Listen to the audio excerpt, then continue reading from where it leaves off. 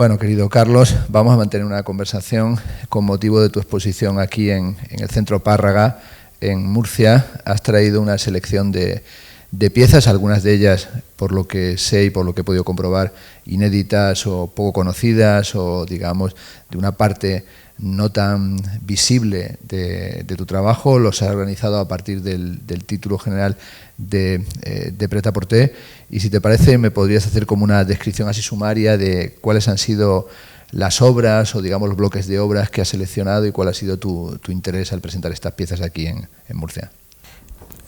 Una de las motivaciones fue revisar el archivo, ¿no?, que tenemos a veces. Evidentemente, qué obras exhibes más, qué obras exhibes menos, y descubrí recientemente que tenía varios portafolios. Siempre, ¿sabes?, estos portafolios que son ediciones que se hacen por motivos X, y muchas veces se van quedando en el archivo de uno y no tienen presencia ninguna. Por ejemplo, aquí está el portafolio de Carta a los Censores, que fue una obra que de hecho está en la Tate, es la primera obra mía que compró la Tate Modern, y esa obra se hizo y fue directamente a manos de coleccionistas y lugares así privados que nunca han visto la luz del sol. O la obra de Para transformar la palabra política en gestos, en hechos, que es la obra que hice por la Bienal de Moscú del 2005, a la cual le dediqué luego un portafolio porque me parecía esta obra de los sellos postales soviéticos con toda la propaganda cubana, etc. Estaban ahí ocultos también. Esto es una obra que jamás prácticamente se ha enseñado en una o dos ocasiones, y andando así, hilando por esa cuerda, encontré varios portafolios. El portafolio Frases, que también se hizo para la Caja Negra hace un tiempo, de fotograbados y textos, y una obra reciente titulada Portafolio, que está hecha en los últimos en 2014 pienso que es esta obra, que se hizo con motivo de la serie de obras que hice con los bancos, ya tratando más el tema de la crisis europea en los últimos años, la crisis financiera, etc. Y nada, me encontré que tenía este grupo de obras que jamás habían visto juntas. Me pareció apropiado. Son obras que siguen tratando temas de mi interés: la ciudad, la palabra, la propaganda, digamos, el quiebre de algunas ilusiones a través del séptimo arte, por ejemplo, el cine, que es uno de mis grandes intereses. Y por otra parte también estuve viendo, en un momento pensé que iba a traer un grupo de dibujos.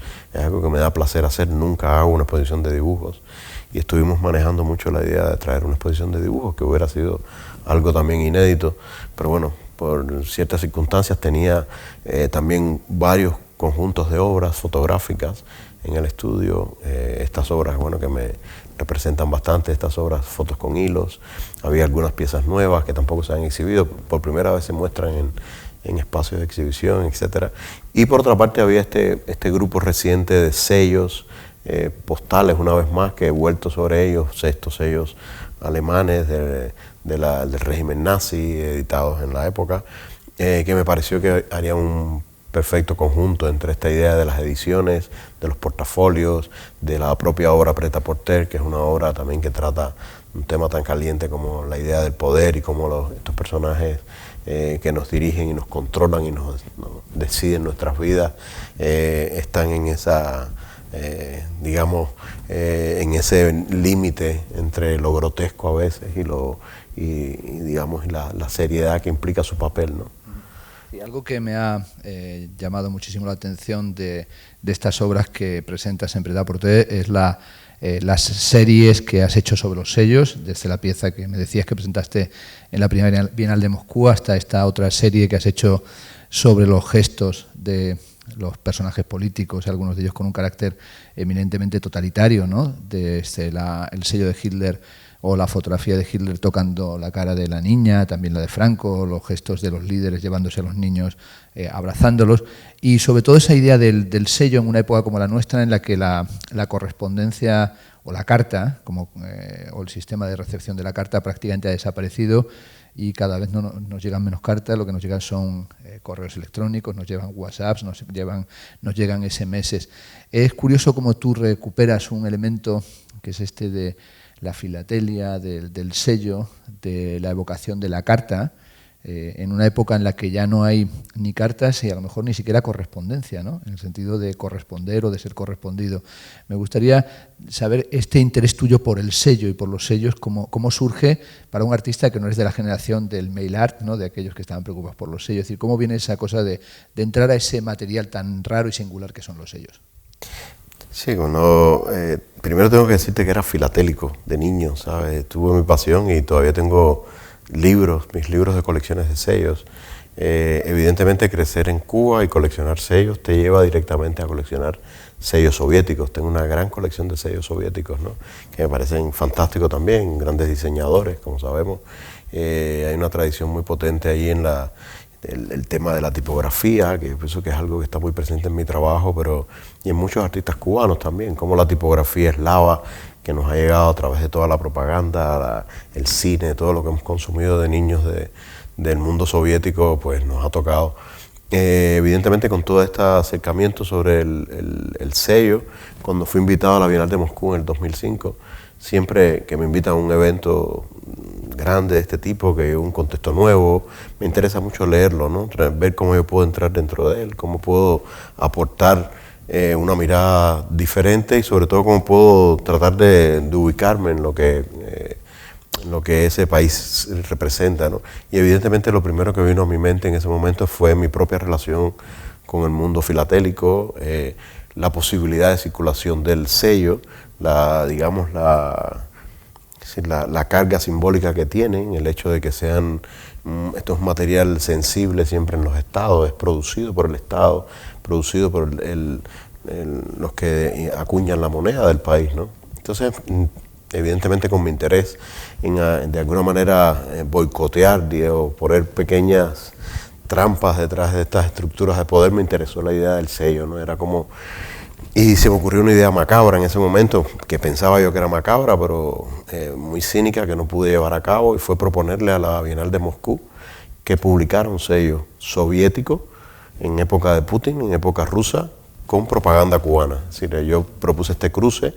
De hecho, todo mi objetivo fue tratar de hacer este sello. Estuve en Moscú varias veces, reunidos con las personalidades que podían llevar esto a cabo, las personas del mundo de las finanzas, que dirigen, y fue imposible el asunto. Y es muy interesante que en este proceso conocí a muchos artistas. Me metí un poco en el mundo del mailing art y de todos los artistas que están, no solamente el tema del mailing art, sino el tema del sello. ¿Sí? Es un mundo realmente propio, donde hay un montón de artistas trabajando, súper underground, que tienen, además la pasión principal de ellos es de alguna manera pasar las fronteras de la correspondencia, es decir, enviar cartas sin pagar un medio. Es decir, el gran objetivo es hacer sellos que puedan evadir la posibilidad del control. Y entonces con toda esta historia me metí en este mundo ruso, conocí a varias personas y me dieron todas las claves. Es decir, hay todo un mundo detrás de cómo hacerle un ojete a un sello. Es decir, hay realmente una vida que nosotros no conocemos, un mundo de artesanos, de personas que se dedican a esto. Y finalmente decidí, aparte de hacer la instalación, que nunca se llevó a cabo el sello, falsear una postal. Yo hice una postal que acuñé falsamente y que mandé desde Moscú con amor, una carta con amor a muchos sitios, ¿no? Y fue al final la obra, gran parte de mi obra. A todos los que recibieron esa pieza, que la tienen en sus casas, yo les he dicho que la guarden, porque ha sido la posibilidad evidentemente de evadir todos los sistemas de control al tema del mailing, ¿no? Y fue a la vez un acto de mailing art también, de mail art. Luego, como todo, ¿no? Me he quedado siempre con la pasión, fueron meses dedicados a todo este diseño, a jugar con toda esta idea de la propaganda cubana, devolverle de alguna manera a la Rusia contemporánea aquel legado que me han dejado a mí en las calles de La Habana, que realmente es tremendo, ¿no? Si vivimos rodeados de toda esta propaganda que no nos pertenece, en medio del Caribe. Y bueno, esa fue esa primera gran obra, fue una instalación muy grande. Hoy día la obra está en CIFO, se compró de una colección privada en Miami desde la época, alguna otra colección privada tiene el portafolio. Pero bueno, la obra es anecdótica en ese sentido. Y recientemente, evidentemente, llegué a encontrarme nuevamente ciertos materiales. Estaba en Buenos Aires, de hecho, y me encontré estas colecciones de sellos alemanes, es decir, tantos nazis que emigraron a Buenos Aires, que de pronto te metes a buscar en los flea market y te encuentras cosas increíbles, ¿no? Y me encontré varias de estas colecciones, la pieza de perspectivas que está acá, ¿no? que tiene estos sellos calados y levantados, y me encontré otra obra que fueron una colección alrededor de 6 o 7 sellos del águila nazi volando, están como saliendo del sello, diferentes colores, y esa fue la segunda obra que me dediqué a hacer con sellos nunca, ¿no? Me senté con ella y empecé a investigar y me encontré que el águila americana del US Postage y la Paloma de la Paz, una edición que me encontré también, hacían exactamente el mismo vuelo que el vuelo del águila nazi. Y hice esta segunda obra que se llamó Vuelos Endémicos, que están calados los pájaros y están como volando, recordando la obra de Marcel Brodars, que sale el Museo de las Águilas, que sale el águila del marco alemán, ¿no? Entonces, bueno, con todas estas historias detrás he empezado a elaborar esta serie de obras. Estaba en internet, me he metido en internet. Yo me imagino que la cuenta del estudio debe estar señalada como unos pronazis, ¿no? Porque nosotros compramos cosas muy raras, ¿no? Recientemente hemos comprado el Mein Kampf para hacer una obra, hemos empezado a comprar sellos alemanes, entonces estos locos hay que vigilarlos, ¿no? Exacto. Entonces, en esta compra, de pronto me llega a la casa este sello de Hitler, ¿no? Entre todos, y yo digo, joder, este tío aquí con esta niña, ¿qué significa, no? Entonces, si me ha llegado a mí, porque cuando te metes en eBay no puedes comprar 5 sellos, sino que el tipo vende 20. Entonces tú le comprabas 5 sellos nazis a un tipo y te decía, bueno, pero tienes estos 20 Hitlers. Y entonces, bueno, con estos 20 Hitler no hago nada. Y entonces me llegó este tío, el aniversario de 51 de Hitler, y entonces enseguida, evidentemente, vino esta imagen, que es una imagen recurrente. Es un gesto recurrente del poder, esa cosa de asociarse siempre a la inocencia, de asociarse a la candidez de la infancia para poner a prueba su gesto democrático, sus promesas, ¿no? Y también tiene una componente siniestra, ¿no?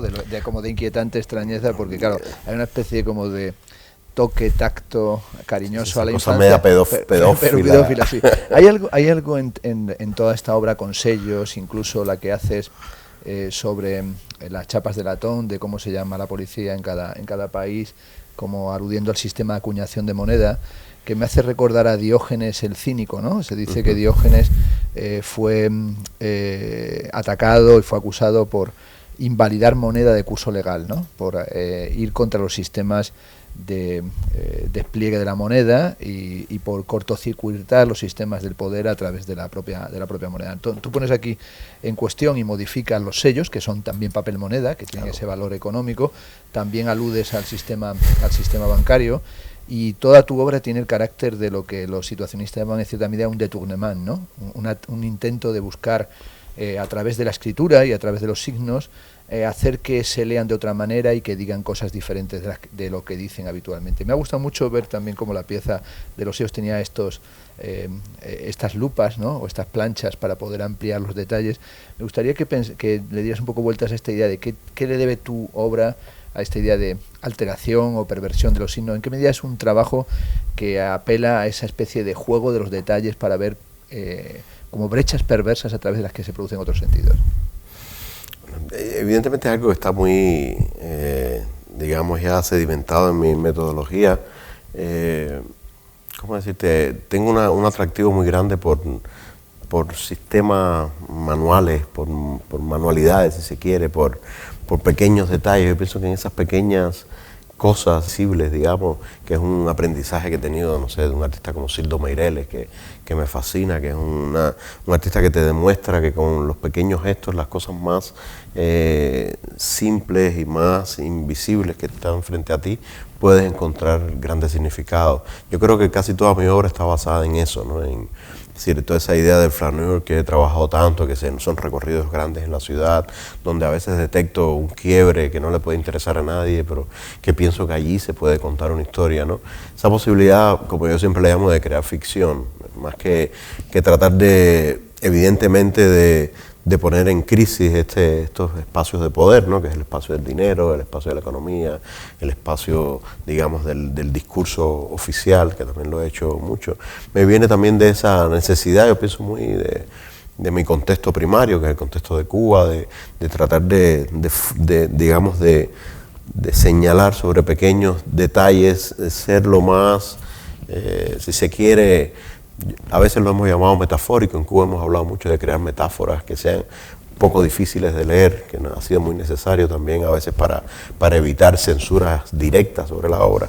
Pero por otra parte también se ha ido creando una manera que tiene que ver con yo creo mucho en la riqueza formal del arte todavía, en la riqueza formal de la artesanía, del artesanado. Pienso que hay algo que tú puedes hacer realmente, que puedes evocar.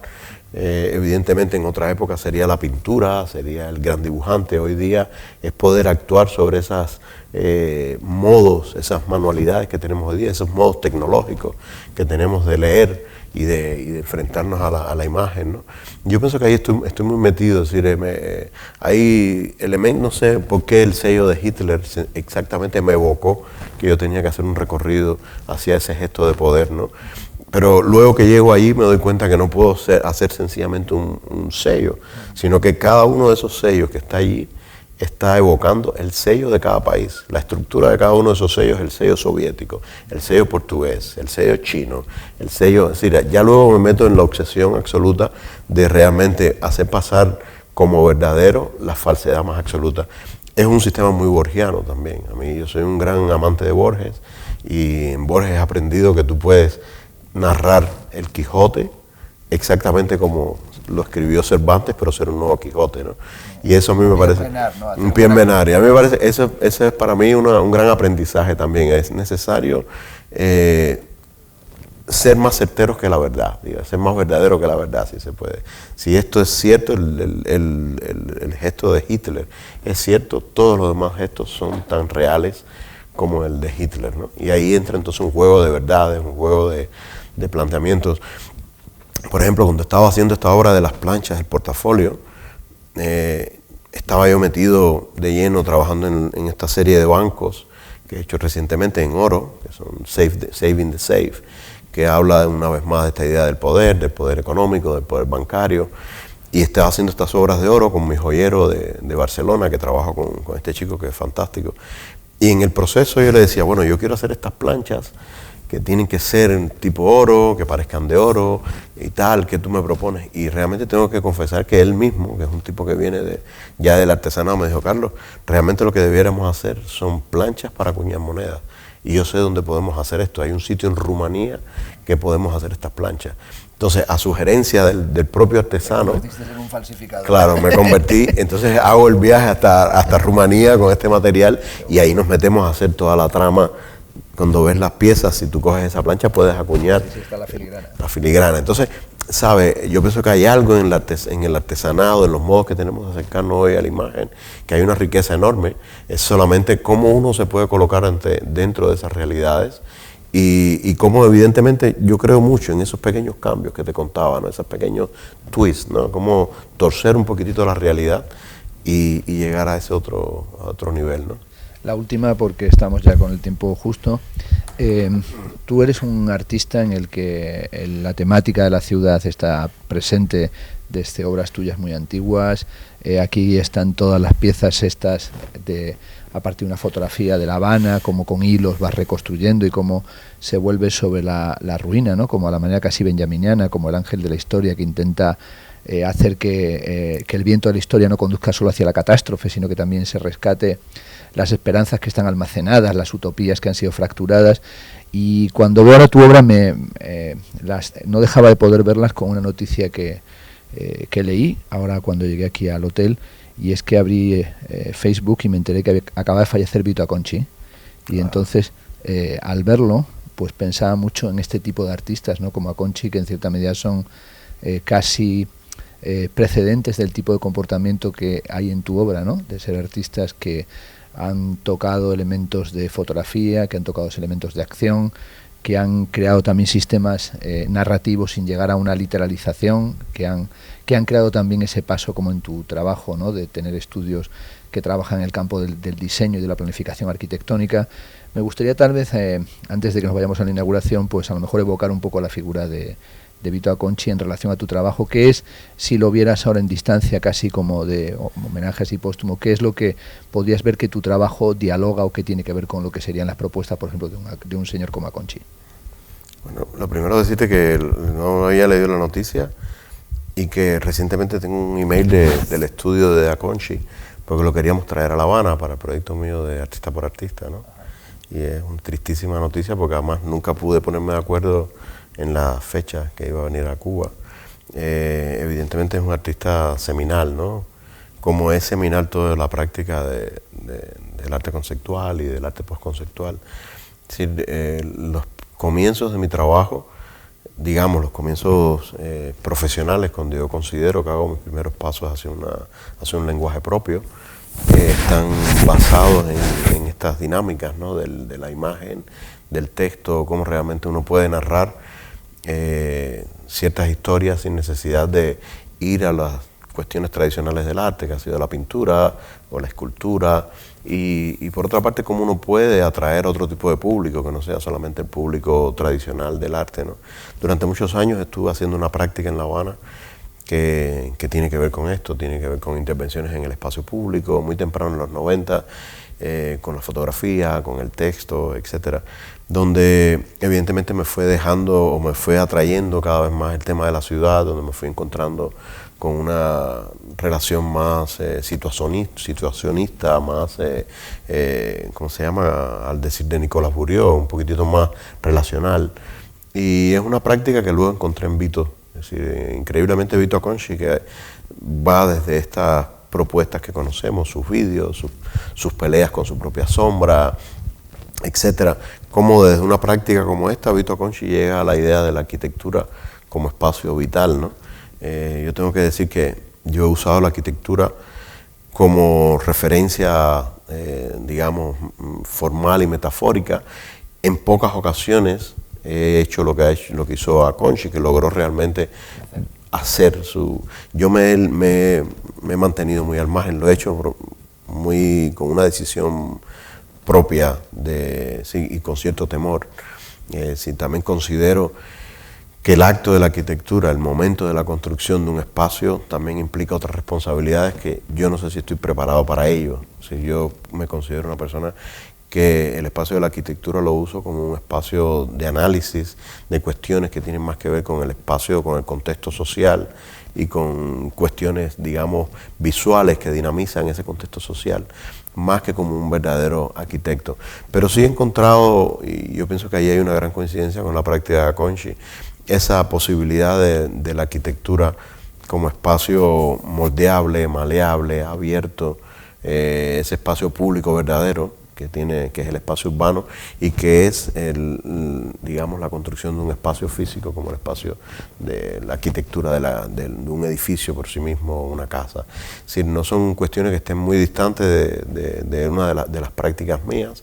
Sí, de hecho, hace mucho tiempo tengo varios arquitectos que trabajan conmigo, diseñadores, tenemos una práctica que a veces se acerca más al estudio de un arquitecto que al estudio de un artista, es decir, estamos haciendo análisis de cuestiones de diseño, de cuestiones de formales que cuando ya llegamos al final de ellas, a esa formalización, pues son sencillamente, digamos, el sudor final de la contienda, ¿no? Entonces, nada, homenaje absoluto a Vito Acconci, porque realmente yo pienso que admiro tanto la posibilidad de haber venido del conceptualismo clásico, de haber venido de la discusión de la imagen y el texto, de la gestualidad, del happening, del performance, y poder realmente transportar al mundo tan sofisticado como ha sido el mundo de la arquitectura, haber nucleado un montón de artistas increíbles, desde Sergio Prego, que ha trabajado con él, y otros tantos que están ahí en su estudio, que han estado en su estudio.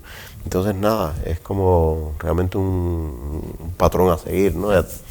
Te decía al principio, era una de mis próximas personas que iba a tener en casa, ¿no? Un referente verdaderamente importantísimo, solo recordar desde aquellas piezas de seguimiento, ¿no? Claro, esas son que son fabulosas, hasta sus puentes, hasta la pieza en la que hizo aquella barca que se va a un trozo del parque, o sea, que es como también una especie de viaje a la isla de los muertos de Becklin, ¿no?